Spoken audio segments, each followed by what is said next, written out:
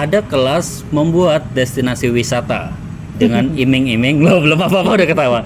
Dengan iming-iming bahwa membuat destinasi itu gampang kok dan cuan kok. Nah, pertanyaan pertama adalah, memang benar semudah itu? Ya enggak lah. Percayalah bahwa bisnis di pariwisata cuannya gede. Halo semua, kalian sedang menyaksikan bincang-bincang pariwisata. Aduh, bahasanya kaku banget ya, bincang-bincang pariwisata. Ini adalah program ngobrol digital pertama dari DPD Putri Kaltim. Dan sesuai dengan background kami, Putri, yang anggotanya adalah pengelola destinasi wisata, maka obrolannya pun akan seputar tentang industri pariwisata. Di episode pertama ini, saya menghadirkan Mas Fandim. Tara. Hello Le. Beliau adalah pengelola makam Lampen Garden. Siap. Kaget gak sih diajak podcast gini? Kaget sih. Niatnya cuma santai nih tadi. Tiba-tiba bikin podcast. Tapi seru sih, seru. Belum tahu ini seru Belum. atau enggak ya. Ya, jadi ini memang dadakan, tanpa skrip, tanpa omongan sebelum tag. Mas Fandim juga nggak tahu aku bakal nanya apa aja. Ngeprank. Jadi ini jawabannya akan sangat natural dari apa yang ada di isi kepala seorang Ilmi Fadim. Oke, pembukaannya gini Mas. Siap. Belakangan banyak sekali iklan-iklan kelas. Ya biasalah ya kan, di medsos kan apa aja sekarang ada kelasnya ya. Dan yang menarik perhatian adalah ada kelas membuat destinasi wisata dengan iming-iming, lo belum apa-apa udah ketawa. Dengan iming-iming bahwa membuat destinasi itu gampang kok dan cuan kok. Nah, pertanyaan pertama adalah, memang benar semudah itu? Ya enggak lah.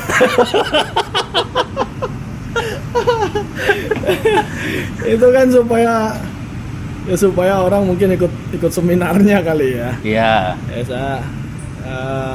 Tapi memang sekelebat sering sih muncul. Nggak tahu, dia algoritmanya pinter banget sih. Mungkin karena kita sering posting wisata atau kita sering posting tentang apa pariwisata gitu ya, apapun itu muncul juga. Ekspresi Mas Fandim ketika melihat iklan itu apa? Ya nggak semudah itulah bro. Gitu. Maksudnya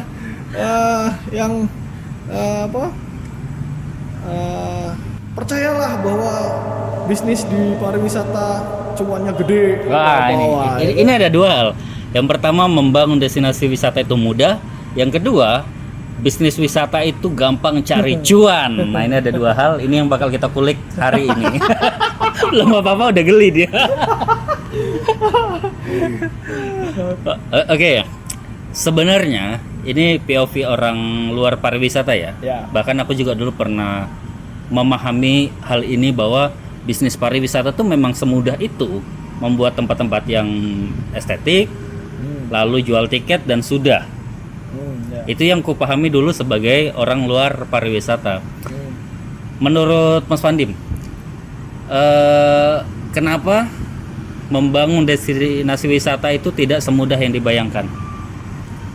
Ya, ini flashback dulu ya. Jadi Boleh. MLG itu kan juga dari nol ya. Ya Mas.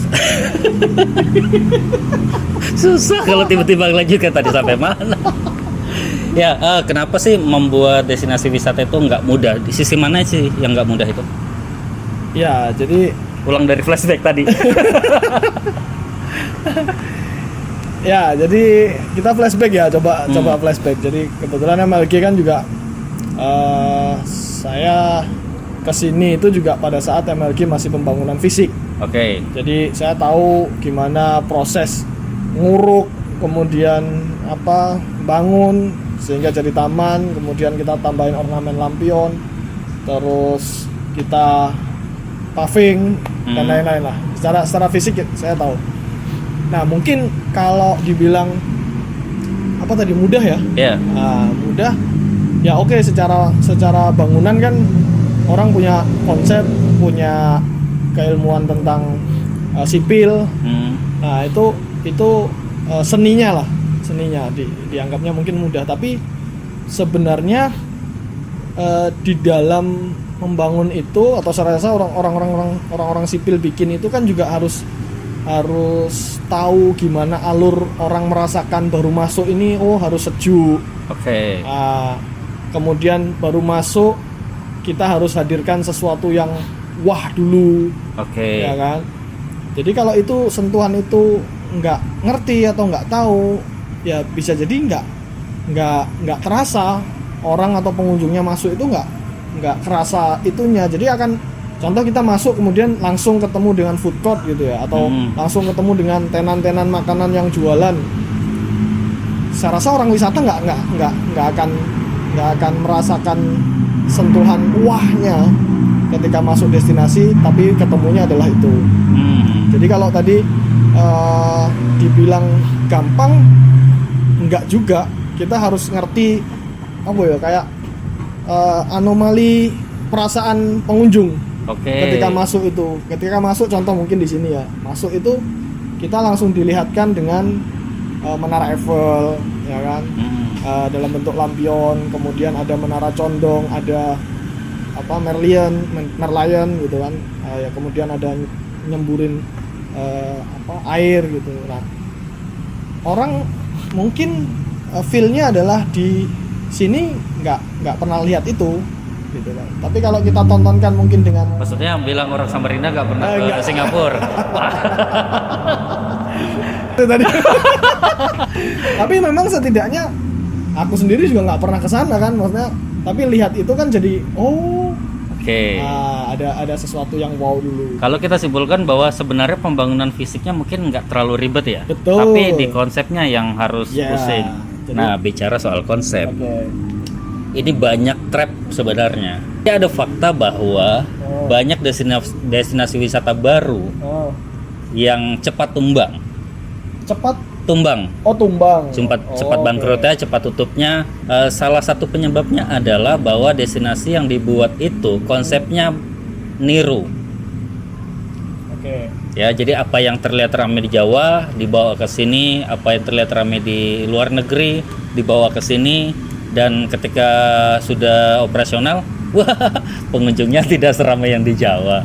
Nah, banyak itu termasuk jebakan yang sering dialami oleh pengusaha-pengusaha wisata terutama di Kalimantan Timur. Dan aku teringat oleh statementnya Pak Safruddin Pernyata bahwa banyak pengusaha wisata saat ini yang tidak menerapkan diferensiasi atau membuat perbedaan di destinasinya. Nah, ini larinya ke konsep. Seberapa susah sih membuat konsep wisata dengan sudah banyaknya destinasi di Indonesia ini? Ya, jadi tadi yang disampaikan banyak yang niru gitu. Ya. Sebenarnya ya saya pribadi niru itu boleh. Memang nggak ada yang larang. Bener, boleh gitu. Tapi gitu. Tapi kita harus punya karakter menurutku, Bang. Jadi masing-masing destinasi itu kan harus punya karakter ya. Jadi contoh MLG gitu ya, karakternya apa? Ya karakternya kita satu, sungai, Tepian Mahakam ya kan. Yang kedua malam, karena kita operasional juga malam gitu, adanya lampion dan lain-lain itu kan malam. Kita pagi kan nggak operasional. Nah, sama halnya dengan mungkin teman-teman yang tadi mungkin nggak bisa survive ya sampai apa tadi bahasanya, tumbang. Modal aja nggak balik tuh. Benar tuh. Ya, tumbang gitu lah. Saya rasa karakter itu yang membuat beda, diferensiasinya ada di situ. Ya, faktor uniknya itu harus ditetapkan di awal ya. Betul. Jadi terlepas ada item-item yang kita tiru, yang sama, wahananya mungkin ada yang sama. Tapi gitu. Faktor uniknya nggak boleh sama. Bener. Itu jadi dasar. Itu apa namanya, basic yang harus dipikirkan bener. Iya. Jadi supaya apa? Supaya ya jangan sampai kita dianggap bahwa ini sama nih sama yang di Tenggarong nih, atau ini sama nih sama yang di Jawa nih gitu. Nggak masalah samanya, cuma karakter apa yang kita bawa di situ. Jadi contoh mungkin karakter anaknya mungkin, atau anak-anak yang suka wahana-wahana tertentu itu tidak akan didapatkan di destinasi yang lain. Oke. Nah, ini itu pertanyaan kan dari menariknya karakter adalah segmented. kenapa sih kalau kita niru yang plek ketiplek ramenya bisa beda? Ya Dan ini almost hampir terjadi di semua destinasi yang niru. Samarinda maksudnya ya. Se-Indonesia lah kita bicara. Oh. Kenapa yang meniru cenderung tidak bertahan lama daripada yang ditiru? Padahal ya secara konsep sama, harusnya ya pertumbuhannya harusnya ya relatif sama harusnya. Cuma kenapa banyak tumbang duluan? Iya, kalau berbicara itu sebenarnya apa ya faktornya otentik itu bisa jadi. Harus otentik. Harus. Kenapa harus? Nah, soalnya gini Bang, kalau menurutku kayak MLG ya, MLG kan juga banyak beberapa yang kita juga ambil konsep sama seperti yang di Malang kan gitu. Ya. Tapi karakter lampionnya, contoh anggaplah ngomong lampion nih. Oke. Karakter lampionnya kan nggak mungkin sama. Kita harus membuat karakter di mana ekosistem itu ada di sini atau kearifan itu ada di sini. Oke, terlepas gitu. tadi faktor uniknya MLG adalah wisata malam pinggir Sungai Makam ya. Benar. Tapi secara fisik tetap harus dipikirkan uniknya. Iya dong. Kalau nggak gitu kan apa ya? Secara fisik, bentuk fisik itu kan identik dengan tiruan yang dibilang tadi. Jadi bahwa kita niru. Nah, kalau tiruan itu kan usahakan juga tetap harus yang nggak sama plek gitu loh. Okay. Jadi karakter daripada contoh nih, kita anggap di sini ada enggang, itu kan nggak mungkin ada di sana. Ya. Kan? Ada apa mungkin orang hutan kan nggak mungkin ada banyak di Jawa gitu loh. Tapi itu nggak menjawab. Ketahuan kan ini tanpa skripnya. Narasumbernya bingung mau menjawab apa. Itu pertanyaan aku ingatkan sekali lagi. Tolong dibahas ya Bapak. Tolong diingat ya Bapak. Kenapa wisata yang meniru tidak bisa meniru rezekinya? Susah sih sebenarnya ini ya. Artinya ini nggak terjawab ya? Ya nggak terjawab. Kalau kita ngomongin tentang ya rezekinya atau jumlah penduduknya dan lain-lain, nah ini kan ya beda juga kan gitu. Oke. Jumlah penduduk. Nah, secara geografis apakah penduduknya yang datang di wilayah itu sama dengan yang ditiru kan gitu? Kan itu faktor, ya kan? Faktor kenapa kok mungkin di sini tumbang duluan atau nggak survive yang ada di sana? Karena itu kaitannya dengan pengunjung, berapa jumlah orang, geografis, menarik. aksesibilitas, ya kan, bagaimana orang pengen wisata itu gampang untuk datang ke sini, meskipun tiruannya sama. Di sini ada apa itu namanya, Ferris wheel, ya kan, ada rainbow slide, ya kan. Berani. kan yang banyak di ini gitu, Iya. yang ada di sini kan, kolam renang, ya kan. Nah, tapi kembali lagi ya lokasi, letak geografis, kemudian kesadaran masyarakat dalam berwisata juga nggak bisa dibandingkan. Dan itu harus diukur sebelum membuat destinasi. Iya dong, harus. Nah, Itu kaitannya dengan nilai investasi yang harus kita keluarkan. Jangan sampai kita tahu letak geografis tempatnya, kemudian ekosistem wisatanya di kota tersebut ternyata nggak tumbuh, kemudian kita jor-joran investasi untuk bikin seperti Ancol. Wah. Saya ngomong nggak apa-apa. Nggak apa-apa. Karena Ancol kan sukses di Jakarta. Ya, gitu. Seperti Jatim Park mungkin. Nah, ya nggak balik, mau sampai ini ya tumbang duluan gitu loh. Karena operasional lebih gede. Tadi ada irisannya dengan geografis ya, tentang kependudukan. Yes. Bahwa setiap daerah ternyata punya market yang berbeda-beda. Kalau di Kaltim sendiri, misalkan wisata adventure itu belum terlalu tinggi peminatnya. Wisata edukasi atau wisata minat khusus kayak pedalaman atau segala macam itu belum jadi wisata populer.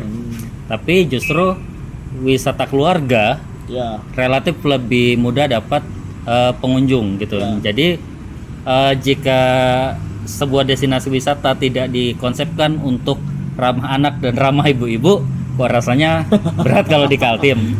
Nah, tadi Mas Pandim sudah nyebutkan berbagai macam itu harus sudah ditelaah sebelum membuat sampai ke marketnya, dan itu pertanyaannya adalah ternyata senjelimet itu ya, nggak segampang ngebuat tempat-tempat benda-benda bagus terus dijual, nggak semudah itu ya. Survei yang pertama harus. Jadi kita dulu di sini juga survei dulu. Habis itu yang kedua ya kita lihat kecondongan masyarakatnya ini pengennya wisata yang bagaimana. Oke. Jadi ya bagian dari survei juga itu. Mas, dalam survei market itu lebih diprioritaskan calon pengunjung dalam kota atau dalam kabupaten atau dari luar daerah? Kalau kita lihat kotanya ya, maksudnya kita lihat letak geografis satu daerahnya.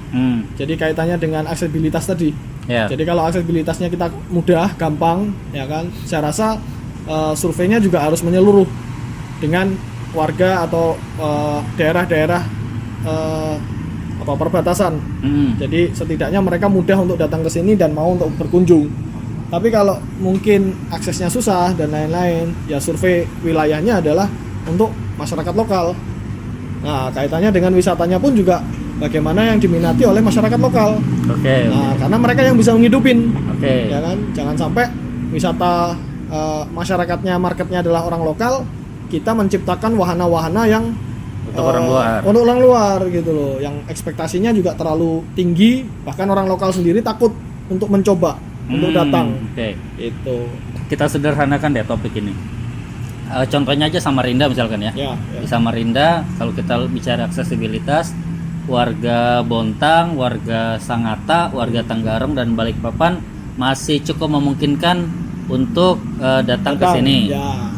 Berapa sih porsinya dalam persentase mereka harus dipikirkan untuk destinasi kita?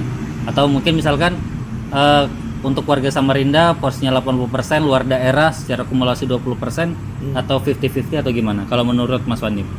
Kalau kami, untuk konteks Samarinda ya? Untuk konteks Samarinda, maksudnya aku nggak berbicara wisata yang lain, setidaknya di tempatku aja lah, maksudnya di MLG.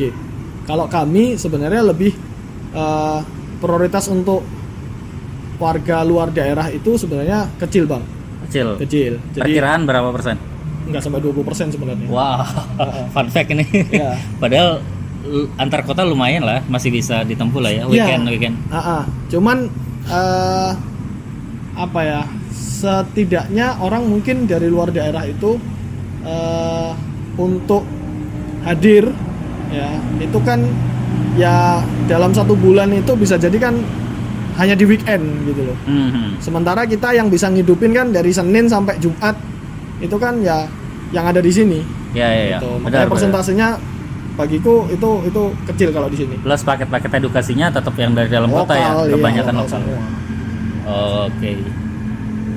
Jadi ternyata begitu teman-teman, membuat destinasi yang kita kira gampang, cuma bangun tempat-tempat bagus, ternyata nggak segampang itu ya. Nggak segampang itu. Cuannya juga nggak itu belum dibahas tuh. Belum, itu sudah berangkat ya. Untuk episode kedua memang sudah tiba-tiba kepikiran aja. Wah, udah kepanjangan nih buat episode kedua. Jadi buat Bapak Ibu yang orang-orang kaya punya banyak uang tidak jaminan sukses di bisnis wisata yang dikira gampang ya. Ya jadi ya menurutku bisnis wisata ini bukan bisnis yang cepat balik modal, Bang.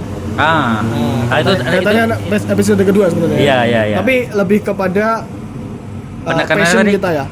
Passion. Lebih kepada ya kita punya passion, pengen membuat karya, pengen masyarakat punya kebermanfaatan untuk masyarakat. Waduh, mulia sekali. Tapi ini sebenarnya spoiler untuk episode kedua karena kenapa banyak yang bertahan walaupun tidak cuan. Nah itu kaitannya itu ntar. Iya. Tapi kebalik bahwa secara konseptual membuat wisata itu pertaruhannya berat ya. Ya, jadi nggak semudah semata-mata pengen bikin kolam, terus hire konsultan atau apa, kemudian jadi Ah, ya hanya jadi fisiknya gitu. Tapi Oke. ketika tidak dipikirkan secara konsep keseluruhan, ah, ya boncos juga. boncos juga. Oke. Sebagai penutup di episode pertama ini, karena tadi kami berdua meyakini bahwa membangun destinasi wisata itu susah banget. Untuk teman-teman atau calon investor nih yang mau membuat wisata di Kaltim, step-stepnya misalkan harus konsultasi ke siapa, harus ngobrol ke siapa, harus survei apa, itu gimana Mas, dan ke siapa? Orang luar ya? Baik orang luar maupun orang lokal deh. Oh. Boleh dijawab berbeda, boleh dirangkum atau itu Orang serasa beda aja ya, lah. yang jelas kalau orang luar harus datang deh. Harus datang dulu. Harus datang dulu. Nggak boleh harus mempercayakan ke stay. konsultan. Oh, jangan. Harus datang ke sini. Setidaknya kalau memang dia betul-betul pengen jadi dan sesuai dengan yang mungkin dia harapkan, memang dia harus datang, harus stay dulu beberapa hari, kalau perlu mungkin beberapa bulan, melihat culture yang ada di sini. Oh, bukan cuma masuk ke destinasi yang ada ya. Ya salah satunya Itu survei juga, kan. tapi juga ngelihat pola hidup masyarakat culture ya. masyarakat. Culture masyarakat. Oke. Kalau orang luar nih. Ya ya. Tapi kalau orang asli daerah, ya kan, orang asli daerah, ya setidaknya culture masyarakat dia sudah dapat. Nah tinggal ya dia harus punya banyak referensi sih. Menurutku orang Samarinda semakin kesini semakin memilih dalam berwisata. Ya, Ah, ah. ini untuk episode 3. Nggak tahu ya. Karena memilih ini kan ada memilih tempat yang bagus dan pelayanan yang bagus ya. Ya. Pelayanan tuh nanti kita bahas di bab berbeda. Saking senjelimetnya itu teman-teman usaha pariwisata sampai kita nggak bisa bahas secara general banget. Nah, untuk investor lokal deh, untuk mencari referensi sebaiknya ngelihat destinasi di pulau mana untuk belajar. Karena tadi untuk masyarakat, pola hidup masyarakat, maksudnya gimana sih konsumen mengeluarkan uang dan keinginan mereka gimana, lalu marketnya condong ke mana saja, ke keluarga, adventure atau kemana pun, itu kan ngelihatnya harus di sini ya. Nah kalau untuk mencari referensi hingga untuk menemukan faktor uniknya tuh harus ke mana? Ke Jawa, ke Bali, atau ke Indonesia Timur, atau ke Sumatera, atau kemana Mas? Ya kalau saya selama ini sebenarnya karena banyak referensinya adalah di Indonesia ya. Jadi ya saya rasa di Indonesia banyak kok tempat wisata yang bisa dijadikan referensi. Jogja bisa, terus Malang bisa juga banyak. Ya kan. Kemudian kalau mau yang Malang itu menarik ya?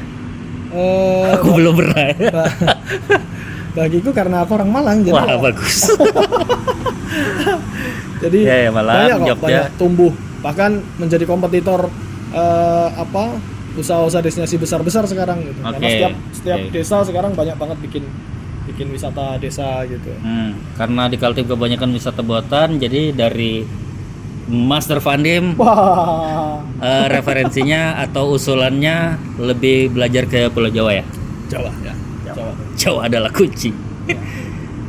Itu saja untuk episode pertama. Di episode kedua nanti akan kita bahas sedikit tentang finansialnya. Ya, itu aja.